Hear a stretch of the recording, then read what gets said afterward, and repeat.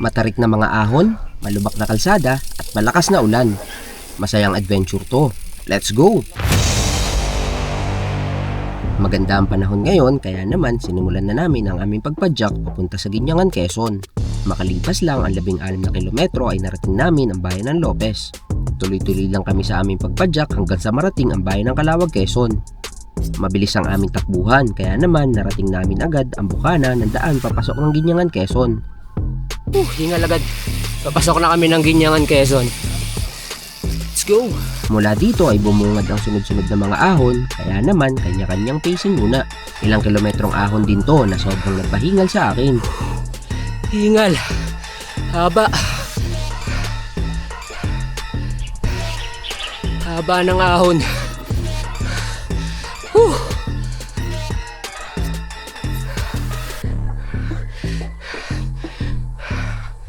Ganit. Ito pa ang isang ahon. Hiniwan na ako ng mga kasama ko. Ang bagal kong umahon. Hingal naman. Okay, recover naman.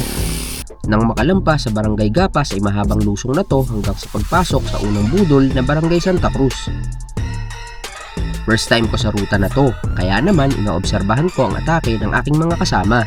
Pansin ko na di sila tumatayo sa umpisa ng mga ahon, kaya naman senyalas ito na mahaba at matarik itong ahon na ito. Maya-maya lang ay sumilip na ang matarik na mga ahon na may 20% na gradient. Di natayo si Jeff. Mahaba pa iri.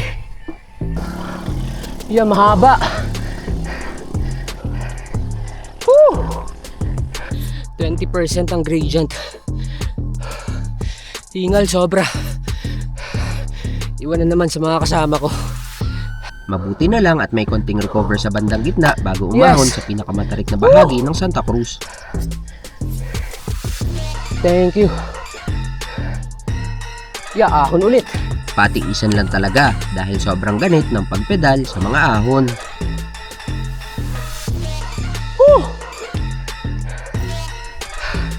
Hingal kami lahat. Ayos. Ilang saglit pa ay narating na namin ng tuktok kaya naman sinulit na namin ang pagpapahinga. Okay, lusong naman. Tapos na ang mahabang ahon. Kain muna tapos uwian na. Ganito katarik ang aming inahon. Yun Ganyan katarik. Daan-daan lang, preno lang. Yun Siguro mga nasa 25 ang gradient dito. Max gradient. Kasi sobrang tarik dito sa mga likuan.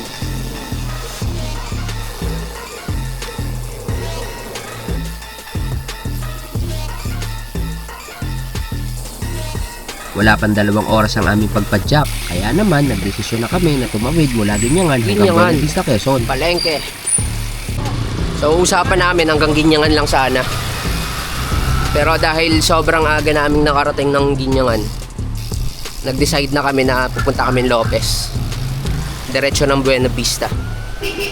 So kanina, ang inahon namin ay nasa 150 meters lang. Ang aahonin namin dito sa ruta na pupuntahan namin ay 280 meters. Tapos hindi na amin kabisado ang kalsada. Sabi nila rough road daw doon. Naka-road bike ako. So bahala na. Let's go! Sa aming pagtatanong-tanong sa mga lokal ay sinabi nila na mahirap ang daan patawid ng Ginyangan hanggang Lopez na dadaan sa malubak at maliit na kalsada. Unti-unti nang kumikipot ang kalsada. Pero dahil adventure ang hanap namin ay dumiretso pa rin kami kahit di namin kabisado ang ruta. Ahon agad. Recovery. Yes. Thank you, Lord. Tiya, hindi yan recovery. Ahon yan Tamang GPS lang ang aming gamit dahil walang internet o signal sa aming dadaanan. Ilang saglit pa ay papaliit na ng papaliit ang daan hanggang sa bumungad na ang mga ahon.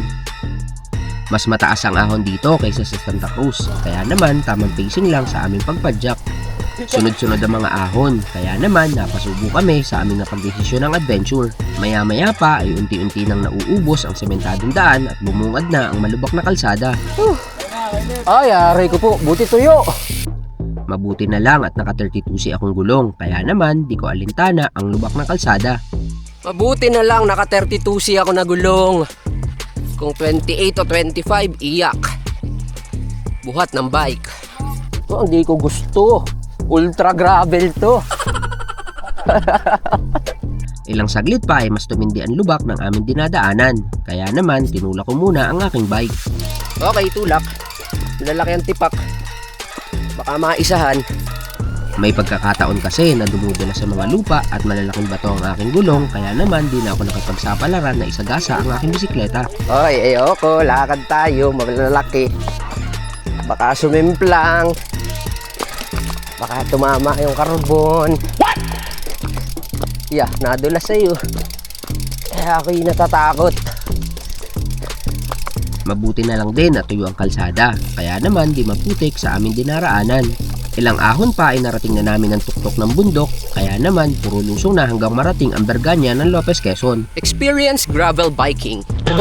Hindi madali ang paglusong dahil sa lubak-lubak ng mga kalsada. Nasa 22 kilometers din tong daan na ito mula Ginyangan hanggang Berganya ng Lopez, Quezon. Kaya naman sobrang challenging ang pagtawid naming ito.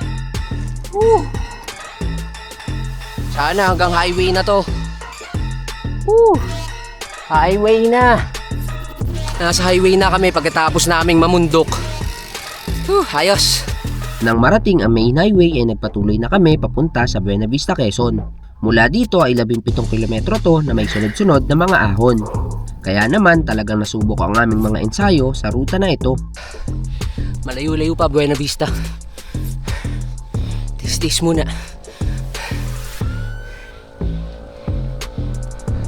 Bago pa man marating ang bayan ng Buena Vista ay sinalubong kami ng malakas na ulan. Silong muna, lakas ng ulan. 7 kilometers na lang at Buena Vista na. Umuwi na yung dalawa namin kasama. Dahil mukhang walang balak na tumigil ay sumagasa na kami hanggang sa marating ang Buena Vista, Quezon. Kaliwa, papuntang bayan. Doon na din kami kumain ng tanghalian para may lakas sa aming pag-uwi. Okay, pauwi na kami. Tapos namin kumain dito sa Buena Vista, Quezon. Pagkatapos kumain ay picture taking lang sa rotonda tapos uwi na din ng Gumaca, Quezon. So 40 kilometers lang naman to. Pero sunod-sunod ang ahon. Hindi madali ang pag-uwi dahil ahon at lusong naman ang aming bubunuin. Ang haba ng ahon. Haba na ring ahon na to. Tuwan-tuwan to lang kami. Okay. Ahon na naman. Sarap ng ahon at lusong dito sa Buena Vista, Quezon. Makalipas ang ilang matataas na mga ahon ay narating ulit namin ang Lopez, Quezon. Okay, diversion road ng Lopez, Quezon. Sa diversion road na kami dumaan. Sakto din at nagpakita na ang haring araw. Okay, kakaliwaan na ulit kami. Tuloy-tuloy pa sa pagpadyak ay muli naming narating ang Gumaca, Quezon. Sa kabuuhan ay 138.11 kilometers na may 1,992 meters na elevation ang aming napadyak. Sana naman kaya ang challenging na ruta na pwede namin padyakin sa mga susunod na araw? Comment mo naman sa comment section. Kung hindi ka pa nakafollow ay click mo na din ang follow button para sa mga susunod nating mga adventures. Salamat!